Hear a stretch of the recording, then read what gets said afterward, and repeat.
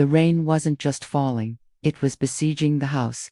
It lashed against the leaded glass of the library windows with a violence that felt personal, a rhythmic, drowning percussion that rattled the very bones of Blackwood Manor. Inside, the air was thick, suffocatingly still, and heavy with a nauseating cocktail of scents. Stale, cigar smoke, my father's lingering ghost wrestled with the cloying, sickly sweet perfume of funeral lilies that had been brought in by the armful, and beneath it all, the sharp, medicinal temps of beeswax polish, the scent of a house that cared more about its surfaces than the people living within it. I sat in the hibacked leather wing chair, the one my father used to occupy like a throne.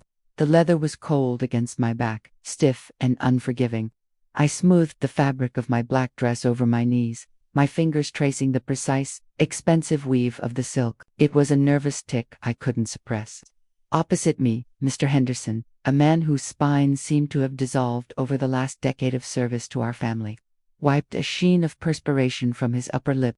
His hands, usually so nimble with deceit and legalese, were trembling. The parchment in his grip rattled softly, a dry, dead sound that competed with the thunder outside.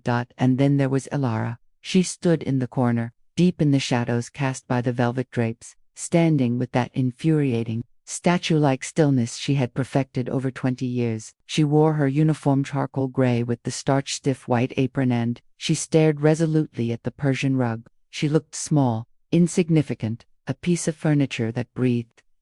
Why Henderson had insisted she be present for the reading of the primary clause, I could not fathom. It felt like a breach of protocol, a stain on the privacy of the Blackwood lineage. "Proceed, Mr. Henderson," I said, my voice cutting through the humid air. I sounded composed, icy. Inside, my stomach was a knot of tightly wound wire. Henderson cleared his throat. It was a wet, jagged sound. He adjusted his spectacles, delaying the inevitable. "Yes, of course, to the matter of the primary estate." He squinted at the script, though I knew he had memorized it.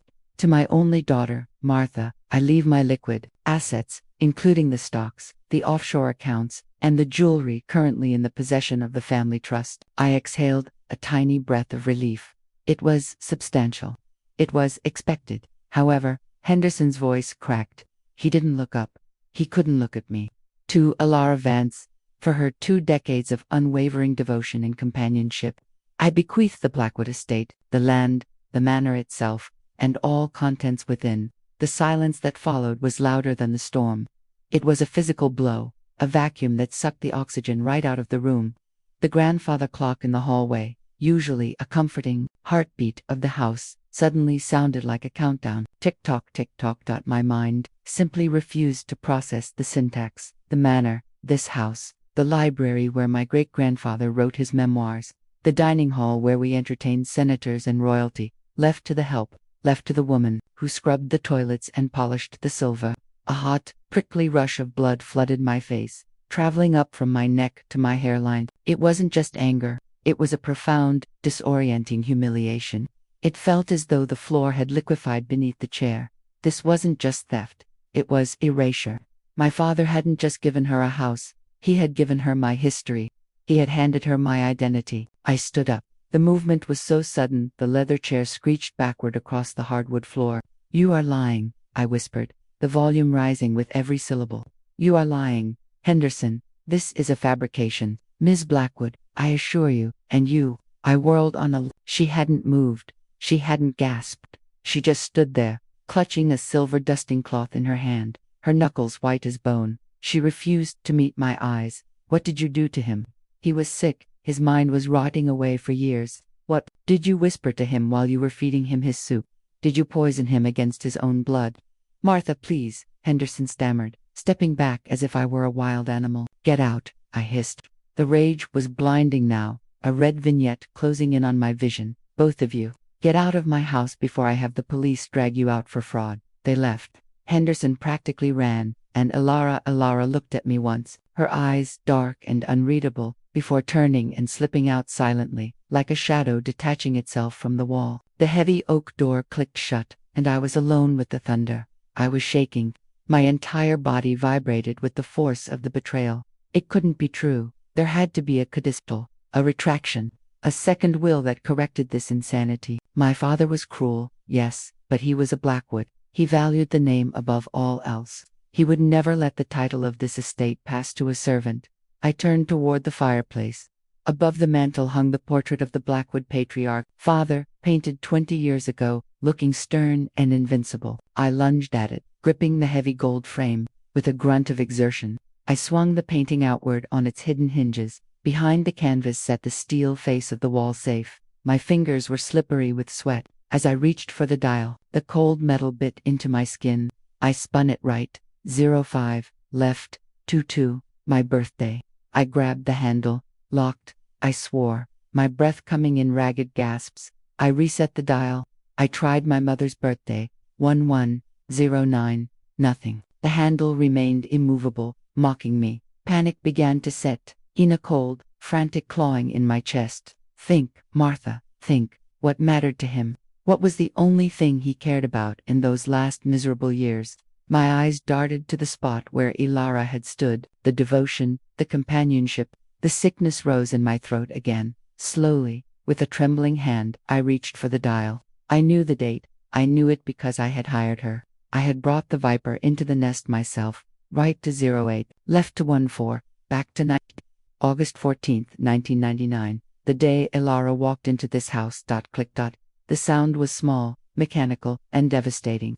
The heavy steel door swung open on silent oil. I reached inside, expecting a stack of legal papers, a new will, a sanity clause. My hand brushed against something rough. I pulled it out. It wasn't a document. It was a single, thick, yellowed envelope, sealed with heavy red wax. There was no address, no date, just one word, scrawled across the front in my father's distinctively shaky, dying handwriting. Truth. I stared at the word, the storm raging against the glass behind me, the envelope feeling heavy as lead in my hand. If the will was the lie, then what was inside this envelope? And why did I suddenly feel terrifyingly certain that I should burn it rather than open it?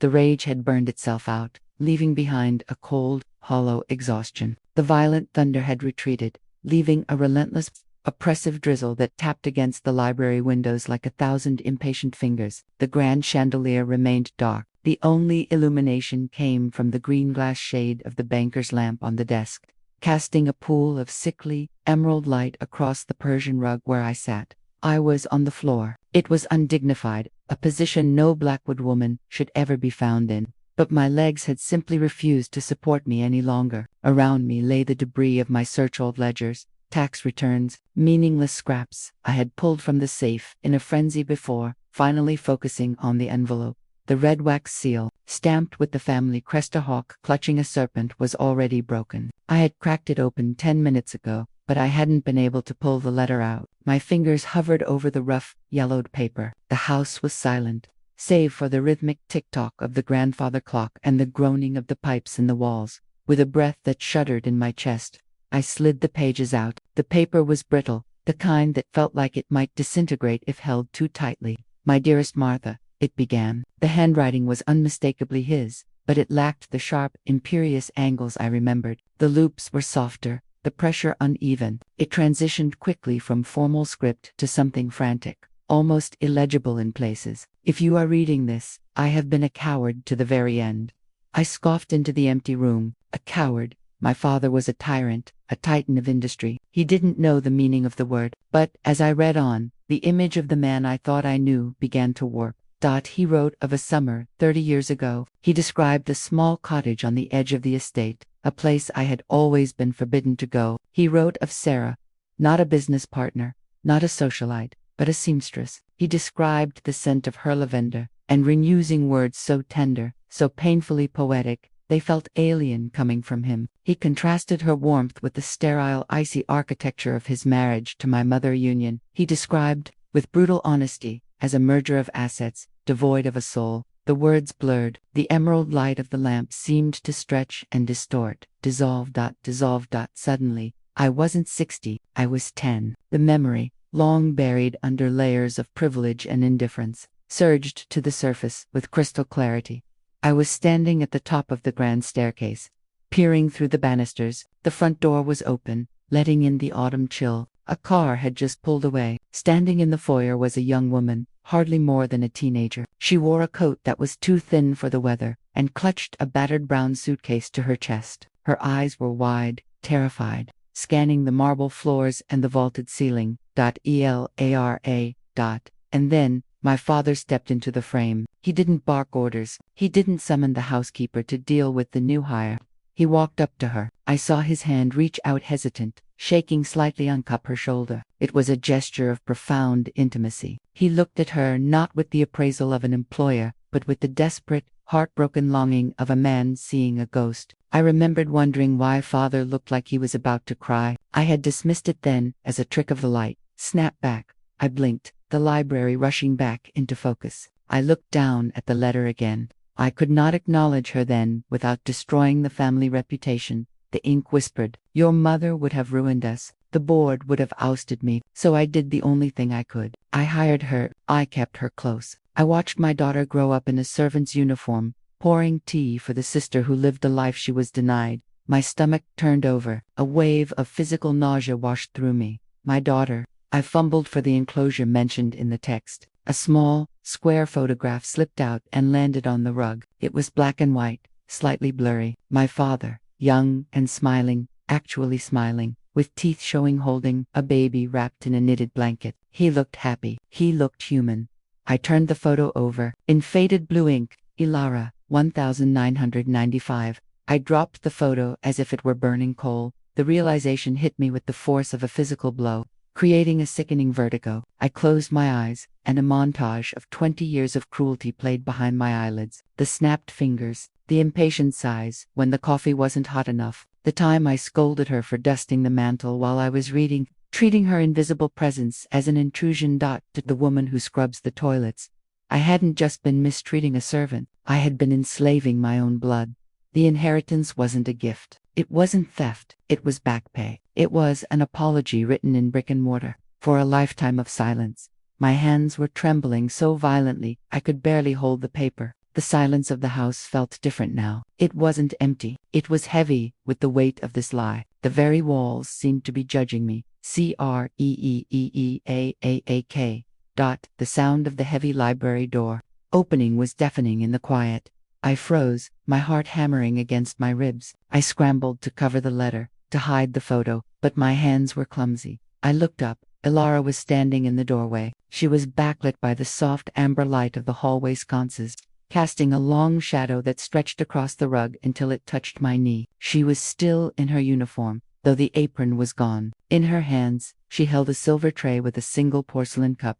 I saw the light was still on, she said softly. Her voice was the same calm, subservient, monotone. "I thought you might be thirsty, ma'am." But as I looked at her, really looked at her, the context shattered. The angle of her jaw, the specific arch of her brow, the darkness of her eyes. They weren't stranger's eyes. They were his eyes. They were my eyes. She stepped into the room, and for the first time in 20 years, I didn't see a maid. I saw the sister I had treated like a ghost. "Elara," I breathed, the name tasting like ash in my mouth.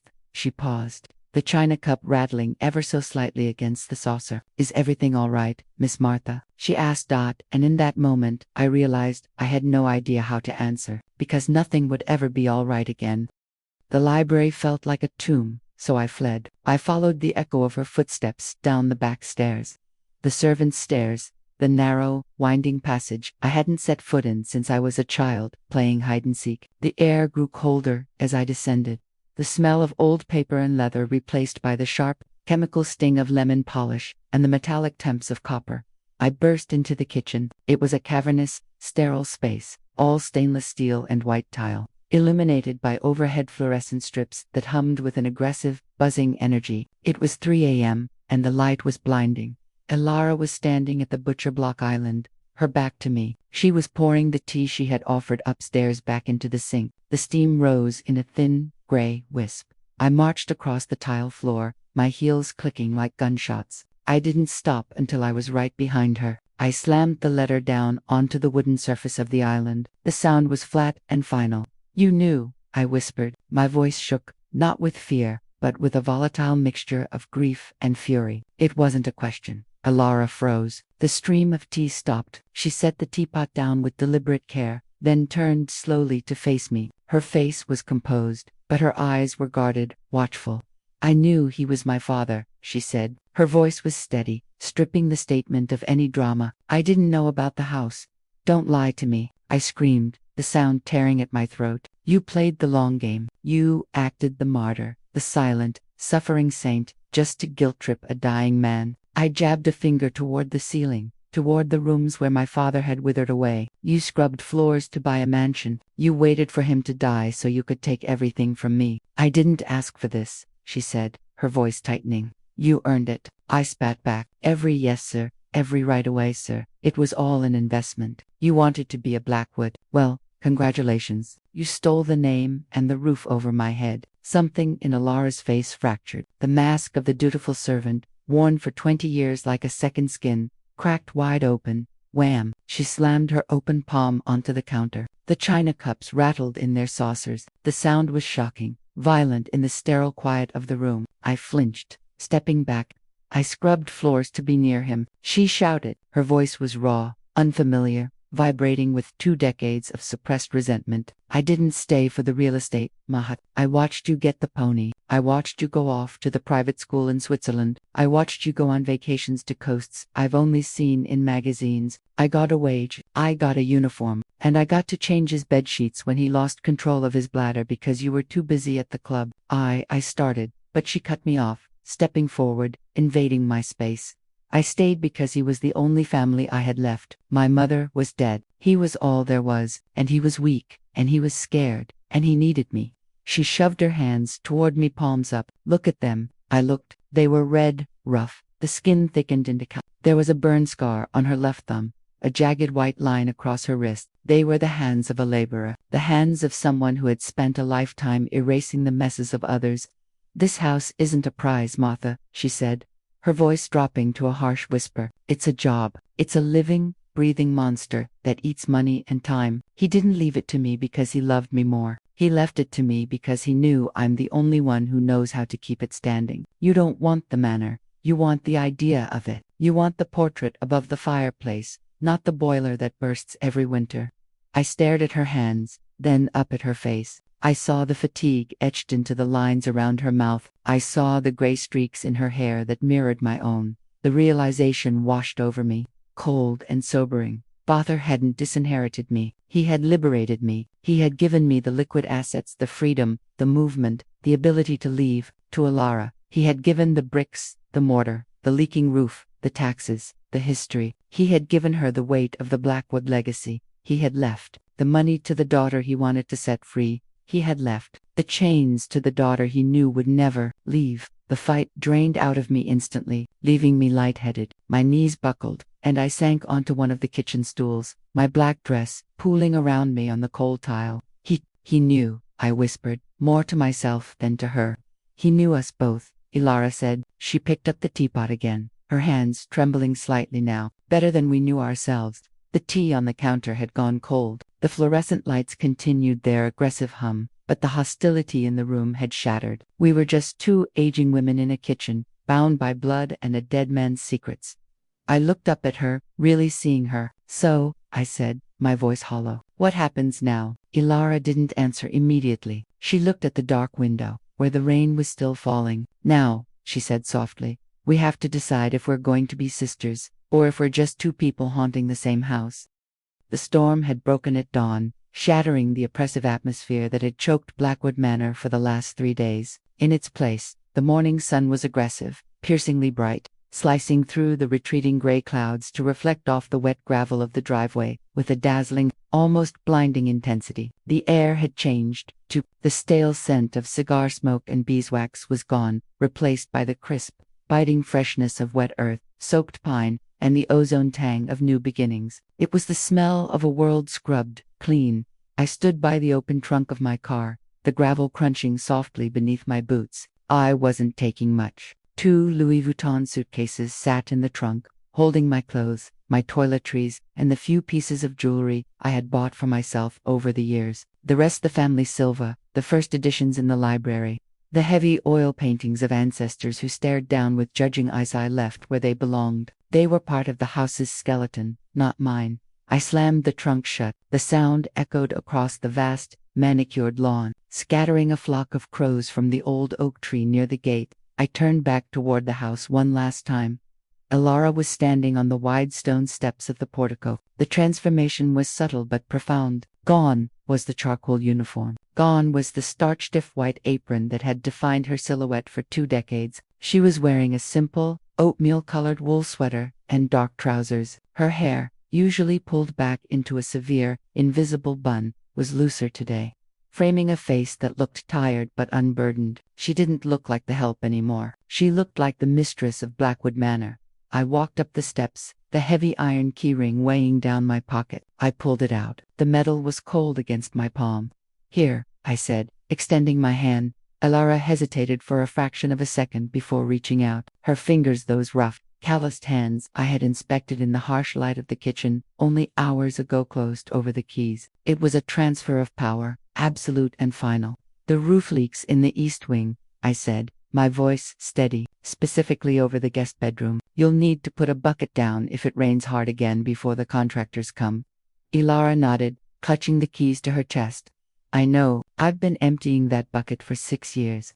And the boiler," I added, falling into the practical rhythm of instructions to avoid the emotional abyss opening up beneath us. "It's temperamental. If the pressure drops below 2 bars, you have to reset it manually. Don't call the technician. He charges a fortune for a button press. Just do it yourself." "I know," she repeated softly. A faint smile touched her lips, devoid of the irony or bitterness that would have been there yesterday. We stood there for a moment, the silence between us no longer filled with the static of unsaid things. The truth was out. The venom had been drained. "You can visit," Elara said, her voice gentle. "Martha, you can come back whenever you want. It's your home too." I looked up at the facade of the manor, the ivy crawling up the brickwork, the towering chimneys, the dark windows that had watched me grow from a lonely child into a bitter woman. I saw the grandeur that the town envied. I saw the architectural marvel that my father had prized above all else. "No," I said, shaking my head slowly. "No, Elara, it was never my home. It was a museum I lived in. I was just another exhibit, like the vases or the rugs, just something to be dusted and displayed." I looked her in the eye. "It's your home now. You earned it in sweat. You poured your life into these cracks. I only claimed it by blood, and blood isn't enough to keep a house like this standing." Elara didn't argue. She understood. She knew the weight of the keys in her hand better than anyone. "Take care of yourself," she whispered. "You too, sister," I said. The word felt strange on my tongue, foreign but right. I turned and walked down the steps, my movements lighter than they had been in years. I slid into the driver's seat of my car, the leather interior smelling of freedom. I started the engine, and the vibration felt like a heartbeat. As I accelerated down the long, winding driveway, the tires kicking up a spray of water, I glanced into the rearview mirror. Elara was still standing there, a solitary figure framed by the massive, imposing oak doors. She looked small against the backdrop of the stone giant, but she stood firm, rooted. The manor receded into the distance, shrinking until it was just a gray smudge against the vibrant green of the wet landscape. For the first time, I saw the inheritance for what it truly was. I had spent my life fighting for a cage, convinced it was a castle. I had envied the woman who was chained to the walls, thinking she was stealing my birthright, that my father hadn't left the manor to the maid to spite me. He hadn't done it to punish me. In his own twisted, cowardly way, he had done it to save me. He gave the roots to the one who could nurture them, and he gave the wings to the one who needed to fly. He had given us both exactly what we deserved. I turned onto the main road, the sun blinding in my eyes, and I didn't look back. The road ahead was empty, and for the first time in 60 years, it was mine to choose. Secrets have a way of surfacing, don't they? If you enjoyed this story, please subscribe to my channel. I have many more locked away in this library, waiting for you.